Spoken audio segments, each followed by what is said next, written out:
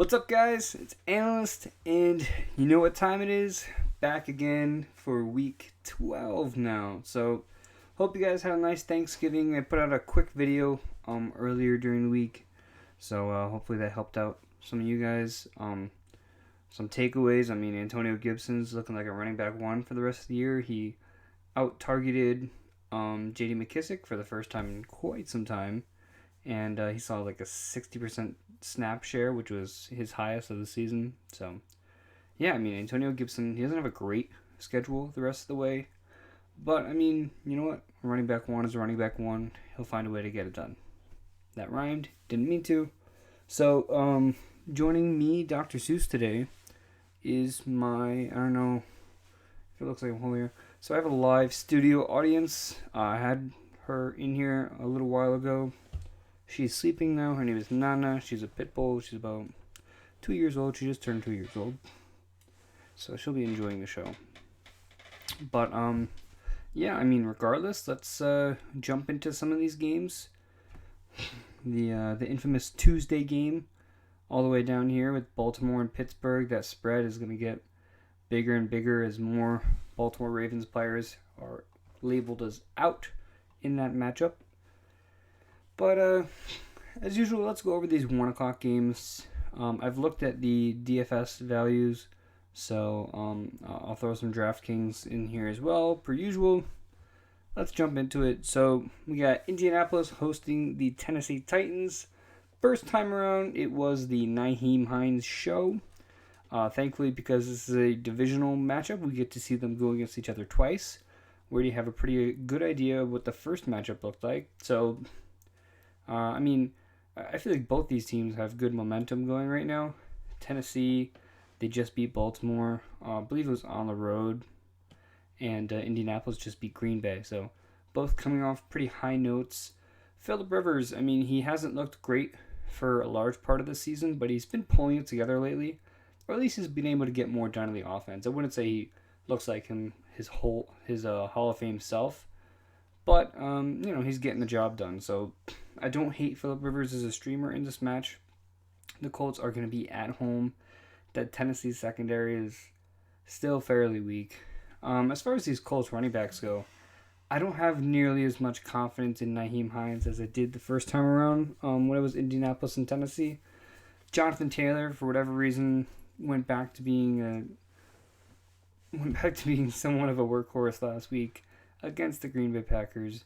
So there's a chance that continues into this week. There's a chance Jonathan Taylor continues to see good volume, and he could show out against Tennessee here. So I'm staying away from Nyheim Hines. I'm probably looking more towards Jonathan Taylor in this matchup. When it comes to these wide receivers, I actually just made a post today when I'm recording this about Michael Pittman potentially being a league winner. He had that first big breakout game against Tennessee. And last week he had a long touchdown against Green Bay. And he's got a great schedule for the rest of the year. I think he plays Houston twice, Tennessee here, and a couple other pretty good matchups. So Michael Pittman, slowly but surely turning into one of my favorite rookie wide receivers. I like him in this matchup. Draftkings at $5,000. It's not bad at all. And he's been giving you wide receiver 2, low-end wide receiver 1 numbers the last couple of weeks. So, yeah, 14.8 points per game since week 9. I like Pittman in this matchup. No other Colts receivers for me. T.Y. Hilton, he's been getting the targets, but he hasn't been doing anything with them. But trying to decide which tight end might have that touchdown between Mo Alley-Cox, Jack Doyle, Trey Burton. If I put my money on one, I guess it would be Trey Burton, but it's totally random, all over the place. She's licking herself right now, so that's fun. As far as Tennessee goes, I think they're gonna do better this time around. Coming off a high note, like I said, against the Ravens, I don't expect Tannehill to struggle as much as he did that first time around. Derrick Henry, he's a weekly start. And A.J. Brown is expecting a better game. Corey Davis, he could be a decent star. Jonnu Smith has been on a little bit of a roll. So I like all these guys. I guess if I'm lower on one guy, it might be Corey Davis. But yeah, I'm expecting a little more of a fight from Tennessee in this matchup. So hopefully that goes according to plan. DFS, do I like anyone besides Michael Pittman in this matchup? Don't like either defense. Not a huge fan of Jonathan Taylor. I think it's like 5,900, which is not ideal for Jonathan Taylor. If he was like 54 or like under 5,500, then I might take a shot with Taylor. But closer to 6,000, I'm probably going to stay away from him. None of these quarterbacks. Yeah, so I guess it's really just Michael Pittman is the only guy I like in this matchup at their price. I do think it's going to be close. If Indianapolis pulls off the win here, then they're going to be a legit force to be reckoned with in the AFC. They're going to have 8 wins. But I think Tennessee's going to go on a little bit of a roll. So we'll see. I'll take the underdogs here. I'll take Tennessee to win. Now we got not something I thought I'd see this season. Unfortunately, Joe Burrow tore his ACL last week, and he has additional damage as well. I believe a torn MCL and structural damage. Structural. Why can't I say that? That's, I didn't know I couldn't say that word. Structural. That's right. Tell me in the comments. Structural? Am I saying that right? I don't know. I feel like there's an R in it. Either way. Cincinnati Bengals at home. The Giants are 6-point favorites. Not something I thought I would see in the NFL season in 2020, but here we are. And I mean, look, with Joe Burrow out, Brandon Allen's going to be the one getting the start. You got to downgrade everyone here. You got to downgrade Giovanni Bernard if he plays, who, by the way, believe he did not practice. No, he practiced limited on Thursday. He was limited Friday. So he has a chance to clear protocol, Giovanni Bernard. But if he doesn't, Samaje Perine would likely be next up for a decent workload against. It's not a terrible matchup either. So, yeah, I mean, if Giovanni Bernard is out, then Samaje Perine at 4,000 on DraftKings. If Bernard is in, I don't hate him at his like 5,400 price on DraftKings. So, yeah, and I'm talking too much about DraftKings now, but I don't hate Gio Bernard in this matchup if he's going to be on the field. Even, if it's last minute, he's going to be active and he clears protocol, I'll probably throw him in my lineups. There's a couple guys that probably play over him. I'm expecting like a mid running back 2, low running back 2 type week from him if he does play. And Samaje Perine, if Gio Bernard is out, becomes like a desperate flex type thing, because it could easily be Travion Williams coming in and having a larger role than expected. So not someone I would completely trust. Wide receiver wise, you gotta downgrade T. Higgins. You gotta downgrade AJ Green. Not that a lot of people were looking for him. I think Tyler Boyd's fine if you're in a PPR. Not expecting a touchdown from him. But where the Giants are really strong is outside with James Bradbury, and I'm not sure if Bradbury is going to be on AJ Green. Maybe he'll float between shadowing Green and shadowing T. Higgins. If T. Higgins starts to pile together some catches, maybe he'll go his way. But yeah, I mean, I'm just going to downgrade T. Higgins for this matchup. I'm probably going to sit him if I have him in my league, and it's not because I don't think he can do it. I'm worried about Brandon Allen. I don't know what his tendencies are going to be. I don't know if he's going to be conservative and want to look towards the slot, or looking for Gio Bernard out of the backfield. He may not look for T. Higgins for that big play on the outside. So if I have T. Higgins, he's going to ride the bench this week. It's going to be a wait and see type scenario. I mean, if you're in a situation where you have a ton of wins and you're a lock for the playoffs, you got the seed you want, you could throw him in because he does have that big game potential. But at the same time, I mean, I just don't trust him. And if you really have to rely on him to get into the playoffs, I just don't know if you can. So take the safe approach, throw him on your bench. You can never talk about Drew Sample or anyone like that. But yeah, not interested in them. I didn't talk about Brandon Allen because why would I? As for the Giants, not a bad matchup for Daniel Jones. I mean, this Cincinnati team, after Joe Burrow tore his ACL. I feel like they're just going to kind of give up on the season. And you notice that with teams. I mean, when you have a guy like Joe Burrow who's active and leading the charge, you feel like you have a chance. Those players play a lot harder. But when it's, Joe Burrow's out, you're like, all right, the season's done. It affects the defense too, even though you may not think about it like that. So, whatever the Bengals defense was, all that not threatening, I believe Daniel Jones can have a pretty good game against them. I'm not sure if his price on Draftkings, but won't be that bad. I just don't know who to really pair him with. Not a huge fan of Shepard, not a huge fan of Slayton, not a huge fan of Evan Ingram, because they just may not have to throw the ball. I mean, they're 6-point favorites. So, who I do like in this matchup a lot, actually, is Wayne Gallman, who, assuming Devontae Freeman has not cleared protocol, has not been activated off injured reserve from that ankle injury. I mean, Wayne Gallman could be in line for another big role here. I believe he's got a touchdown in like 5 or 6 straight games.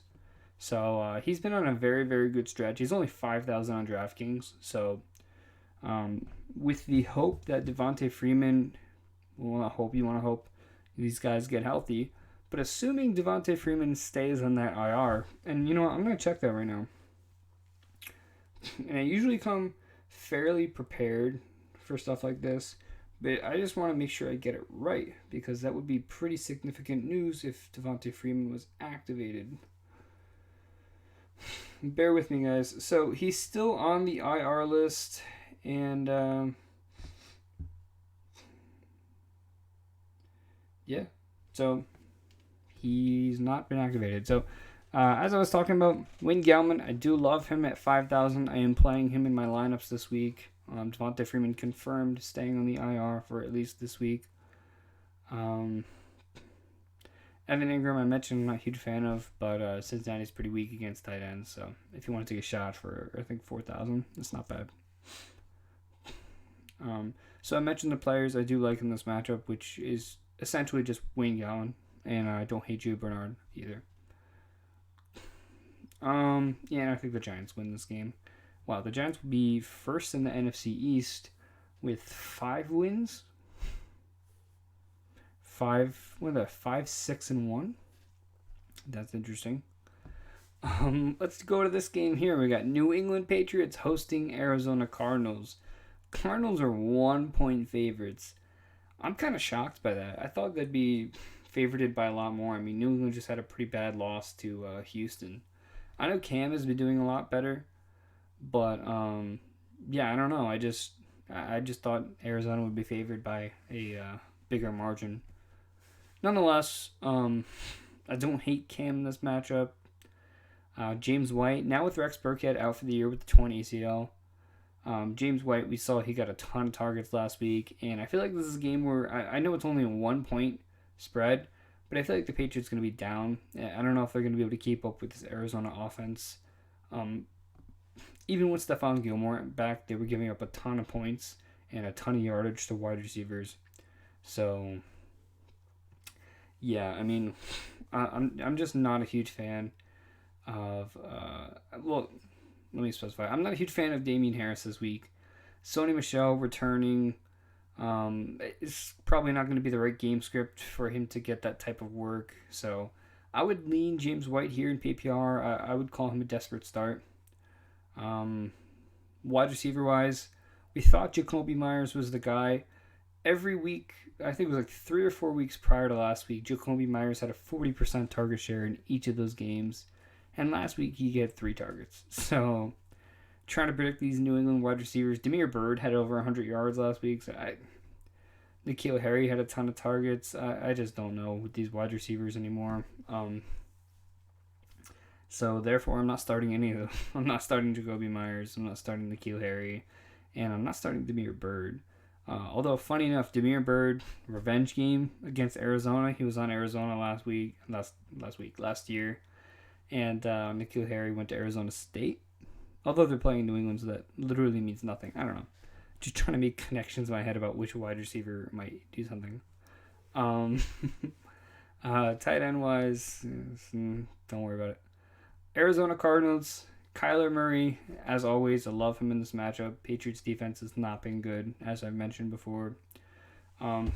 Kenyon Drake, I really like Kenyon Drake in this matchup. Kenyon Drake saw his highest target numbers in a game this whole entire year. He had 5. The most targets Kenyon Drake had in a game before last week, I believe, was 2. So Kenyon Drake got past that by a decent amount. He looked good on the ground. New England front 7 isn't anything to worry about. Game script might be in his favor. And if D-Hop is going to be covered by Stephon Gilmore, maybe Kyler would be a little more conservative and want to give it to his running backs more. So I do like Kenyon Drake. If I'm choosing between Kenyon Drake and Chase Edmonds, I know that's a weekly thing I have to go over here, but I'm going to go for Kenyon Drake this week. I think I mentioned that last week as well, that I really like Kenyon Drake. Wide receivers, I mentioned DeAndre Hopkins having a tough matchup. I'm not sitting him. Christian Kirk, not a bad matchup. He could have a decent game. I think they're going to blow this 49-point total over the water. I think they're going to easily hit 55 or so. I mean, 55 isn't bad. That's like 20... It's like 27 points each, 27, 28 points each. That's not hard to do. One team gets over 30. Yeah. So, I took the over on that. Larry Fitzgerald is going to be out. He's been placed on the COVID list, and he's going to be out this week. So because of that, it does make Christian Kirk a lot more appealing. I think he's in a spot to do really well. Stephon Gilmore on DeAndre Hopkins, as I mentioned. Christian Kirk's actually shaping up to be a pretty decent start this week. Tight ends for Arizona, not really interested. But, so DFS, I don't know the price on Christian Kirk, but if he's like 5,000 or under, then it seems like a good smash spot. James White, if he's under 5,000, maybe, but I feel like under 5,000, this guy I like a lot better, who's actually 4,000. His name is Brian Hill. I don't know where Atlanta is. They're right here. So when I talk about them, I'll talk about Brian Hill being $4,000 on Draftkings, and that's how I feel about that game. Okay. I don't know if you guys have noticed, but I'm awful at transitions. So let's do this one now. Minnesota at home hosting the Carolina Panthers. Kirk Cousins, never really liked him this year. But Dalvin Cook, I mean, this is a good matchup for Dalvin Cook. The Vikings are 3.5-point favorites. Carolina's been one of the worst defenses against running backs this year. Yeah, smash spot, Dalvin Cook, 92,000 on 9,200 on DraftKings. That's a price I'm willing to pay for a potentially 40-point game. So, if you could find a way to fit him into your lineup, okay. But, I mean, Nick Chubb against Jacksonville for 7,100 is, like, just as good. And you save $2,000 by doing that, so. As long as you're playing one of those guys. So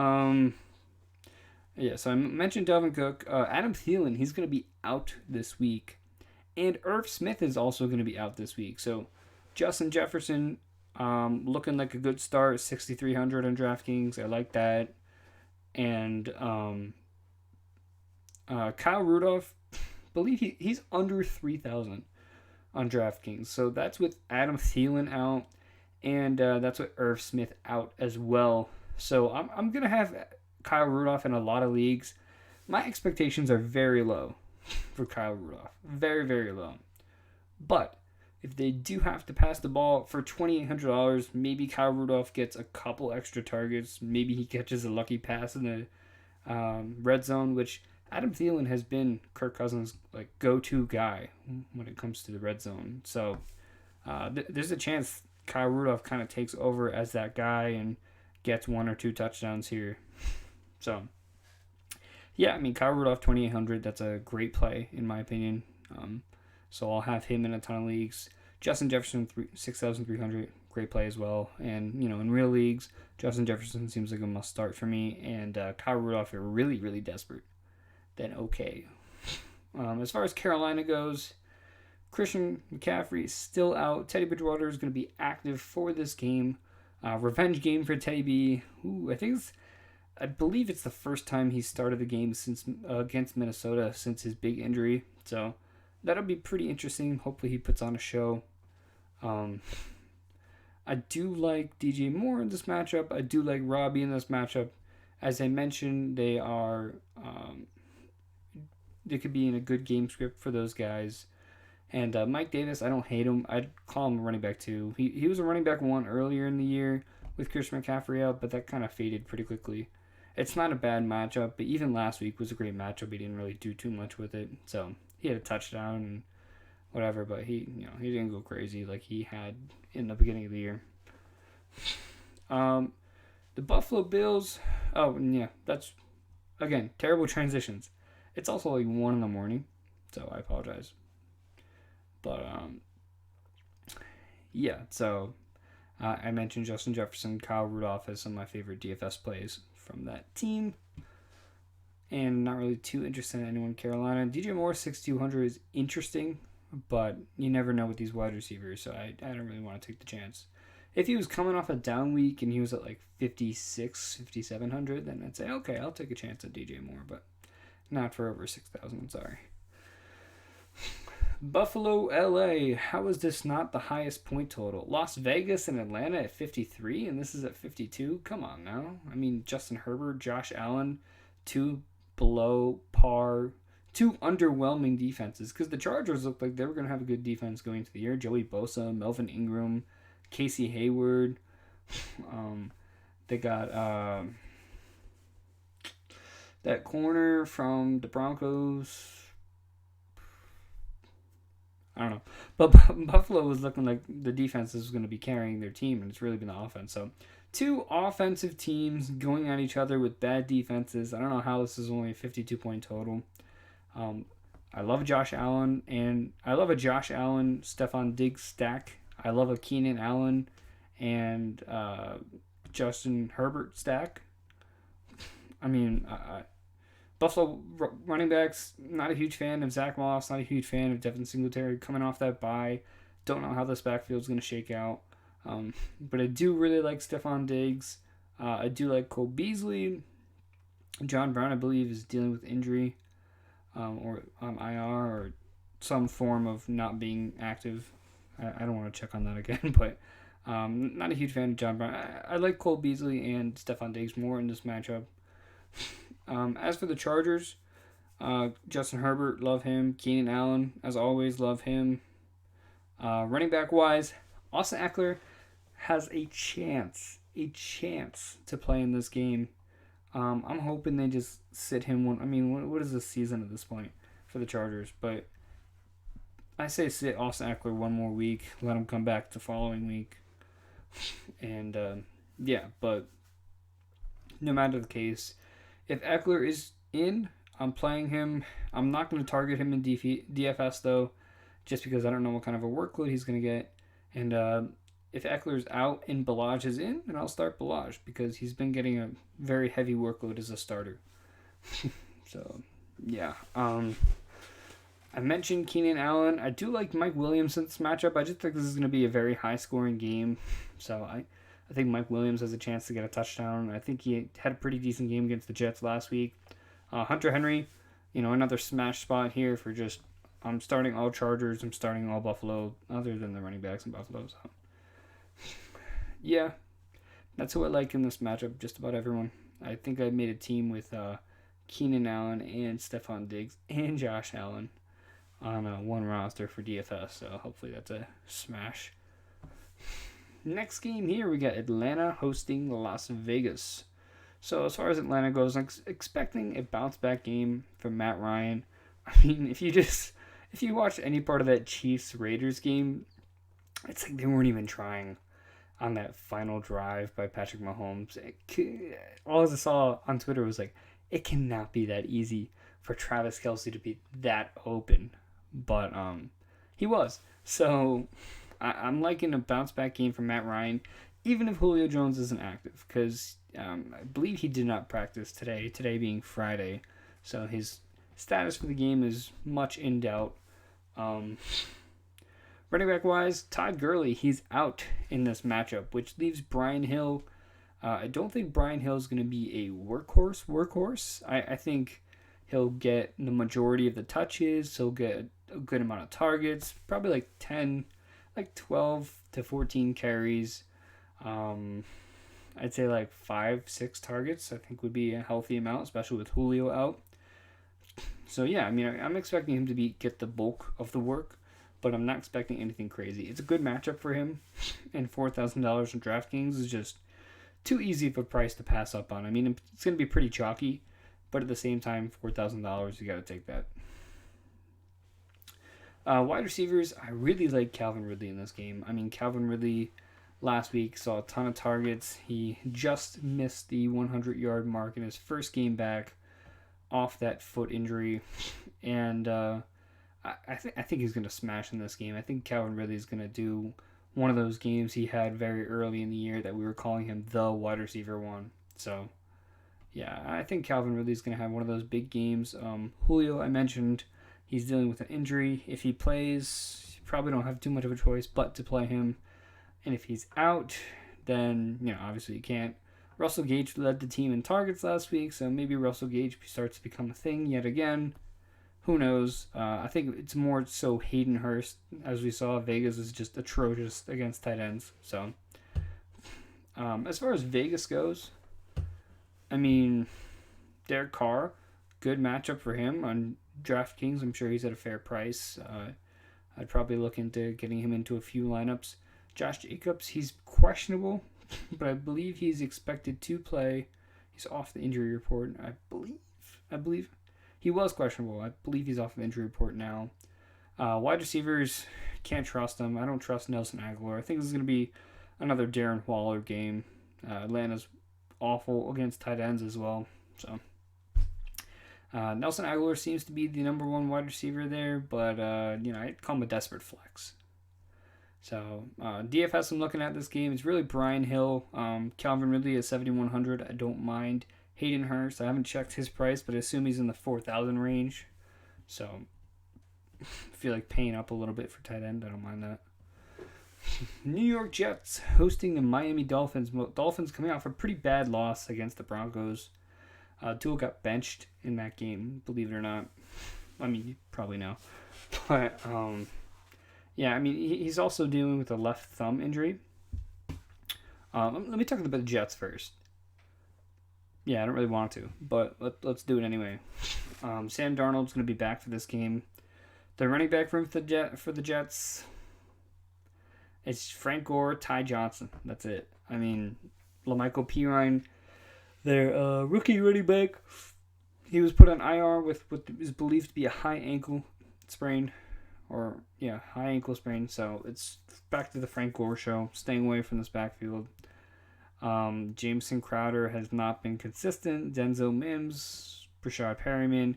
And I do like Jameson Crowder more in this game because Darnold is back. As far as Mims and Perryman, I have no idea. I want to say Mims. I really, really love Mims as a prospect. But Perryman's the one who's been getting the touchdowns and all that with Flacco. So we'll see. We'll see how that plays out.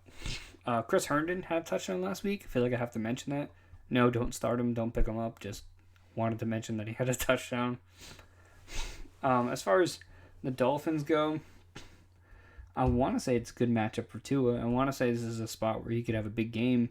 But at the same time, like the fact that the Dolphins were so quick to pull him from last week when he was just down in a game, he hadn't turned the ball over.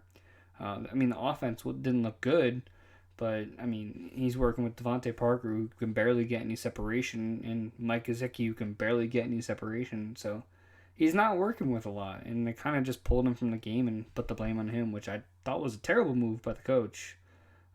It kind of shatters the confidence of a young rookie like that, but no matter. He's back into the starting role this week. Salvin Ahmed, their running back, who they've been leaning on the last couple weeks, is also out in this matchup. So this backfield is going to be a mess of DeAndre Washington, a mess of Matt Breida, Patrick Laird. Just staying away from this backfield. Wide receivers, Devontae Parker, whether it's him, Whether it's Tua or Fitzpatrick, I really like Devontae Parker in this matchup. The Jets secondary is just giving a ton of points to wide receivers. Mike Gesicki getting a fair amount of targets, but again, not doing anything with them. Oh, she's kind of moving around a little bit. And I will say, if Ryan Fitzpatrick does end up starting in this game because Tua is out with that left thumb injury, then I am 100% doing some Ryan Fitzpatrick and Devontae Parker stacks against the Jets. 1,000%. So, yeah, that's what I like in this game. We got a couple more games here, including a Monday and Tuesday night game. So let's do this last 1 o'clock game here. We got the Jacksonville Jaguars hosting the Cleveland Browns. Gardner Minshew's still out. Jake Luton, the quarterback, the rookie quarterback, is getting benched. And is now, who is it? What the hell? Mike Glennon. Mike Glennon's playing. You know what that means. Cleveland defense. The Cleveland defense is only $3,100 in DraftKings, which is insane. I don't know why it's so cheap. Maybe it has something to do with Myles Garrett. I don't know if Myles Garrett is even playing this game. I don't care. Like, that's a cheap price. Jacksonville's without DJ Chark. I don't know. I don't understand it. Mike Glennon's not an upgrade, but either way, James Robinson, he's been getting it done no matter what. I mean, I'd call him a low end running back one. It's not a great matchup, but he's still getting close to 100 yards, and without DJ Chark, maybe he sees some extra targets with Glennon. So, yeah, I'm not looking to target him on DraftKings by any means. It's not a blow-up spot, but you know, if he's on your team, he's a decent flex and running back, so I'll have him in my rosters. I don't trust any of these wide receivers. I don't trust any of these tight ends for Jacksonville, so let's just talk about Cleveland. Yeah, I don't trust anyone in Cleveland other than Nick Chubb and Kareem Hunt, and that's how they intended on this offense to be. I mean, you would think Jarvis Landry being the primary wide receiver would get something done, and he hasn't. I mean, it's been a mess of targets between Landry and Kadero Hodge and Rashard Higgins and Austin Hooper, Kareem Hunt. So I don't like the guy passing the ball. I don't like the guys catching the ball. I just want the guys running the ball with Cleveland. So Nick Chubb at 7,100 on DraftKings going against the worst rush defense, 7.5-point favorites. Love that. Nick Chubb is going to be in all my lineups this week. Kareem Hunt, he's about $2,000 cheaper. So if you want to go a little cheaper, I don't blame you for going Kareem Hunt for like $5,600. And yeah, I don't really want to talk about anyone else because I don't feel comfortable with anybody else on either of these teams. So Cleveland defense, Nick Chubb, Kareem Hunt. Love all those guys. Denver hosting New Orleans. This is going to be a messy one. Taysom Hill's first challenge. Let's see. So we got Drew Lock in Denver hosting New Orleans Saints. I think this is going to be a higher scoring game than 42 points. I don't like Drew Lock. I don't like Melvin Gordon. I don't like Phillip Lindsay. Jerry Jeudy I don't hate, although he's got a pretty tough matchup against Marshawn Lattimore. Noah Fant I do like. Saints have been pretty weak against tight ends.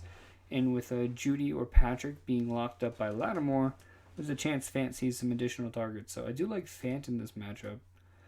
I wouldn't really chase after him on DraftKings, though. New Orleans Saints, Taysom Hill, it's not a bad matchup for him. Running back wise, Alvin Kamara, I don't know what the hell happened last week. He screwed me over so hard in my Sunday slate. I paid up, it was like $9,000 for him, and he just did not come through at all. So he completely screwed me over last week. I'm kind of avoiding him at all costs. It could have mainly been because he was injured. It would make sense why Latavius Murray was seeing more snaps than him. But regardless, if he's still injured, I don't want any part of him in DFS. If you have him on your team, you're most likely starting him no matter what. Wide receiver wise, Michael Thomas. I mean, when Taysom Hill threw the ball at all, it was to Michael Thomas. So fire him up as a wide receiver 1. And tight ends, you can't really trust any of the other pass catchers. So the Los Angeles Rams hosting the San Francisco 49ers. The Rams have been throwing the ball a lot more lately. A lot more. They've not been a run-first team as they were in the first half of the year. They've been passing the ball a lot more. And last year, they kind of did a similar thing to where they changed their offensive game plan. They switched to 12 personnel last year, and their offense hit another level. And they're kind of doing that this year. They're moving towards being a primary passing team, which has proved to be good. I mean, Robert Woods, Cooper Kupp, both over 100 yards, both huge weeks last week. So I like both these guys here against San Francisco. I like Robert Woods. I like Cooper Kupp a lot. Running back wise, San Francisco's been pretty solid against against running backs. Sorry. Don't like Darrell Henderson. Don't like Malcolm Brown. Don't like Cam Akers. Just keep them all on your bench. I don't know what the hell's going on with this backfield anymore.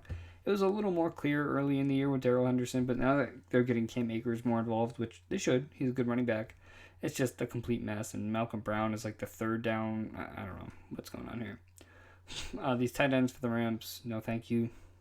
As far as the 49ers go, Nick Mullins against one of the best defenses in the NFL right now. Don't like that. Running back wise, Raheem Mostert expected to return this week, which is awesome if you have Raheem Mostert. Not awesome if you have Jerick McKinnon, who didn't really do much the last time we saw him anyway. But if Raheem Mostert's playing, I'll start him as a running back 2/flex. Just kind of worried because Tevin Coleman is also expected to play. And on top of that, Jerick McKinnon is still there after having a large role for a majority of the season. So we'll see how this backfield shakes out. But I'm still going to trust Raheem Mostert as that running back 2. Wide receivers, Deebo Samuel is going to be active this week. But Brandon Ayuk is not. Brandon Ayuk is going to be out this week. So that leaves Deebo Samuel to have a pretty decent role, especially because George Kittle is still out. And Deebo Samuel, they use him all over the field, so I'm not worried about Jalen Ramsey. I made that mistake last time when it was the Rams against San Francisco. Deebo Samuel had himself a game. So, I'll trust Deebo Samuel here. I like him in this matchup. And Jordan Reed, if you're in a tight spot, okay, but he had some healthy targets last time he was on the field, but, not going crazy for him. On Draftkings, he's like 3,600, which is not bad. I have not checked the price on Deebo Samuel, but depending on his price, I think I just talked myself into liking him a lot this week. Which is good, because you guys kind of get to see my process a little bit at 1 a.m. Tampa Bay hosting Kansas City should be a good game. Pretty sure it's nationally televised, as it should. 56-point total. I think both these teams are going to go nuclear. Ronald Jones, Leonard Fournette looked really poor last week, so I'm okay with starting Ronald Jones here. Mike Evans, start him. Chris Godwin, start him. And, Antonio Brown, start him. Rob Gronkowski, if you're desperate, start him. Kansas City, Patrick Mahomes, start him. Tyreek Hill, start him. Sammy Watkins, don't hate him. And Travis Kelce, as always, start him. It's really just the running backs that I'm a little iffy on for both these sides. Clyde Edwards, he's coming off a good game. He got majority of the work, but this could be, a tough matchup against the Tampa Bay defense. So, I don't know. I'd call Clyde a low running back 2 for this week. And Rojo, maybe about the same, a little less. Maybe like a flex. No one in DFS I'm really rooting for in this matchup. You got Green Bay and Chicago. Green Bay Packers hosting Chicago. Mitch Trubisky has returned as the starter for the Chicago Bears. Aaron Rodgers, I do like him in this matchup. He doesn't really have a great history against Chicago. They do tend to beat him up a little bit, but it's a Sunday night game, primetime game, so I'll roll with Aaron Rodgers here. Aaron Jones, I like him as well. Devontae Adams, like him as well. I'm not really interested in Alan Lazard, Marquez Valdez-Scantling, and Robert Tonyan. Try to figure out if each of those guys are going to have a good moment. If either of them are, they're total boomer bust plays, so that's up to you guys of whether you want to take that risk. If you have to take that risk, I understand. As far as Chicago goes, I'm not starting Mitch Trubisky.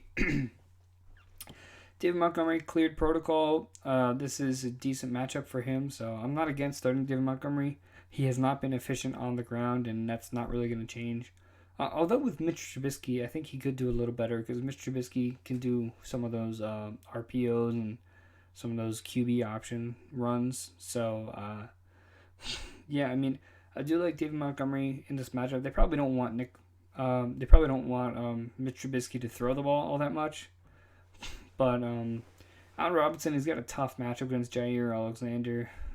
And but the good thing about Mitch Trubisky is that he did hyper-target Allen Robinson, unlike Nick Foles, who would look more for Darnell Mooney, sometimes Anthony Miller. So I think Allen Robinson will see a higher target share in this game.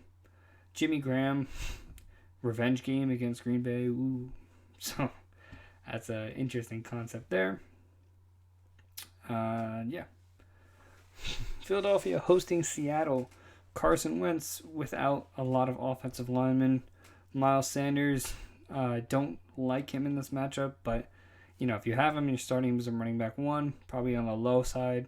Carson Wentz, typically against Seattle, it's like a smash spot for quarterbacks, but Carson Wentz has not smashed in quite some time, and he's missing some offensive linemen. Carlos Dunlap he's looked very good with Seattle lately, so I'm worried about Carson Wentz taking a lot of hits in this game.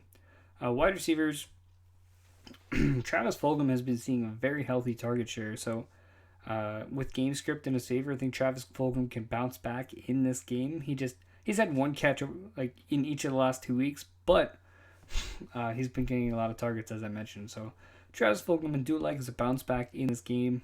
Zach Ertz coming off IR, expected play. I don't know how many snaps or what kind of a role he's going to have, so play at your own risk. Goddard, I don't hate him either. For Seattle, Chris Carson expected to be back, and I think that's going to help Russell Wilson out a lot. I mean, even with Carlos Hyde last week, we saw how much that helped him. So Russell Wilson firing him up, firing Chris Carson up, DK and Lockett, like all those guys. So yeah. Finally, what's turning into a huge mess here. We have Pittsburgh hosting Baltimore. After being moved from 2 different slates, they find themselves in the Tuesday night game. So, yeah, I mean, look, let's start with Baltimore here. Robert Griffin III is this is if the game happens. So, RG3 is expected to start. J.K. Dobbins, it's unlikely he clears protocol before Tuesday. And even if he does, I don't feel great about him. So Gus Edwards might be the de facto number 1 guy. As of right now, no one else and as a starting wide receivers or tight ends. And thank God for not Mark Andrews because he's got some diabetes. So, yeah, as of right now, those guys have not been ruled out. But with RG3, I'm not going to take my chances with any pass catchers. Pittsburgh, I mean, they're just going to have a cakewalk here. They're going to take apart their secondary. They're going to run all over them. So I'm just starting everyone from Pittsburgh, really. I'll start all 3 of the wide receivers. I like Eric Ebron in this matchup a lot. But, yeah, James Conner, Ben Roethlisberger. I'm a little weird about James Conner. But, 7.5 point favorites. Can't really go wrong there. Deontay Johnson has been a stud.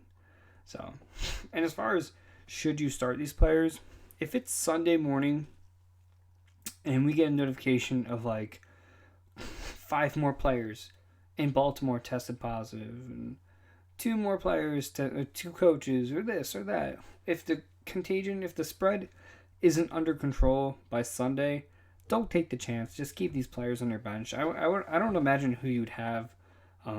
If it's Lamar, he's not playing. 100% Lamar is not playing. You're probably not holding out for J.K. Dobbins. James Conner has been a little disappointing lately anyway. Big Ben, I understand if you're in a 2 QB league or something. Deontay, Juju, Chase Claypool, those are the guys you're probably really holding on to here. And look, if you don't know if by Sunday morning, then don't take the chance.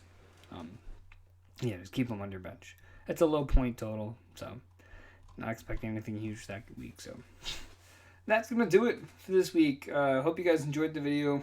I gotta go to bed. It's getting pretty late. So yeah, I'll see you guys next time.